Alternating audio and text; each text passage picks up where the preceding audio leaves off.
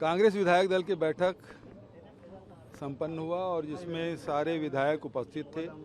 विशेष रूप से हमारे कांग्रेस पार्टी के अध्यक्ष गौरव गोगोई जी भी और सभी 19 विधायक उपस्थित थे और सभी लोगों ने एक मत से यह प्रस्ताव पारित किया कि विधायक दल का नेता, डिप्टी लीडर और चीफ व्हिप कौन होगा, इसका निर्णय हाईकमान पे सौंपा है। और इसके बाद मैंने सभी विधायकों से एक एक करके उनसे बात की और सभी के जो सुझाव मिले उसे हाईकमान को सौंप दिया गया, उसे अवगत करा दिया गया है। अब बहुत जल्दी डिसीजन होगा। अभी तक डिसीजन नहीं हुआ है। कब तक वो हाईकमान करेगा ना भाई। अच्छा, कब तक होगा सर? बहुत जल्दी हो जाएगा। आज रात को सुबह से कल का नाम सर शॉर्टलिस्टेड हुआ है। देखिए, सब लोगों ने सर्वसम्मति से हाईकमान पे सौंप दिया है।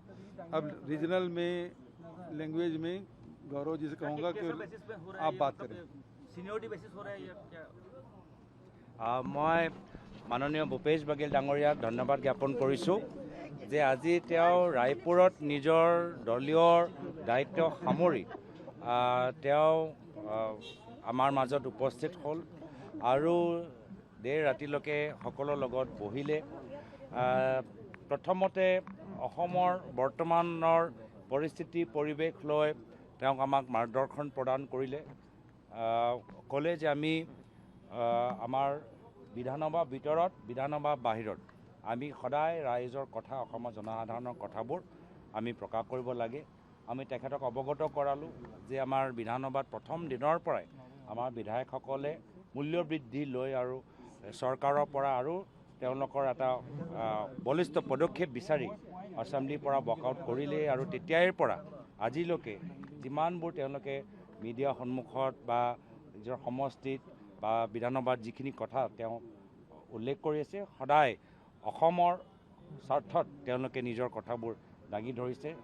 এইখিনি কথা তেওঁ যথেষ্ট ভাল পালে।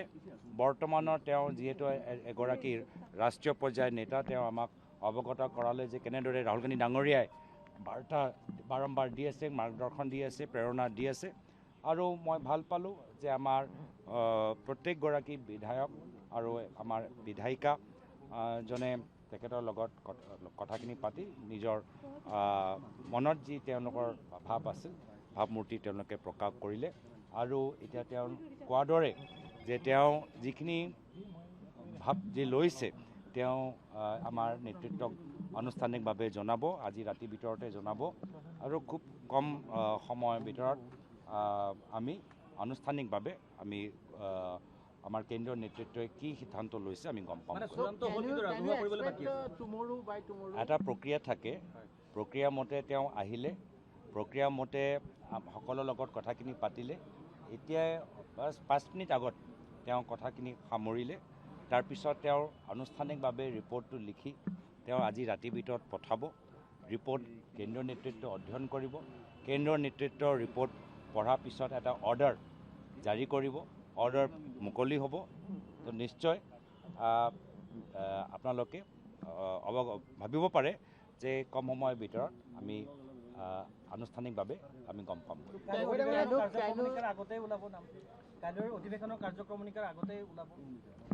চাওক, মই প্ৰক্ৰিয়াটো বুজাই দিলোঁ।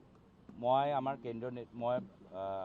আমাৰ মাল্লিকাৰ্জুন খাৰ্গে ডাঙৰীয়া, বেণুগোপাল ডাঙৰীয়া, ভূপেশ বঘেলজী ডাঙৰীয়া সকলোকে মই কৃতজ্ঞতা জ্ঞাপন কৰিছোঁ যে তেওঁক আমাক যিদৰে আজি নিজে উপস্থিত হয় বিধায়িনী দলৰ সম্পৰ্কৰ লগত আমাৰ অসমৰ আমি কেনেদৰে কংগ্ৰেছ দল আগুৱাই লৈ যাব লাগে, ৰাইজৰ বিষয়বোৰ কেনেদৰে আগুৱাই লৈ যাব লাগে, ব্যাপক এটা চৰ্চাত ভাগ ল'লে মই আমাৰ কেন্দ্ৰীয় নেতৃত্বৰ প্ৰতি কৃতজ্ঞ। প্ৰত্যেকগৰাকী বিধায়ককে পৃথক পৃথককৈ সোধা হৈছে, আলোচনা কৰা হৈছে মতামত লোৱাৰ ক্ষেত্ৰত। হয়, ধন্যবাদ।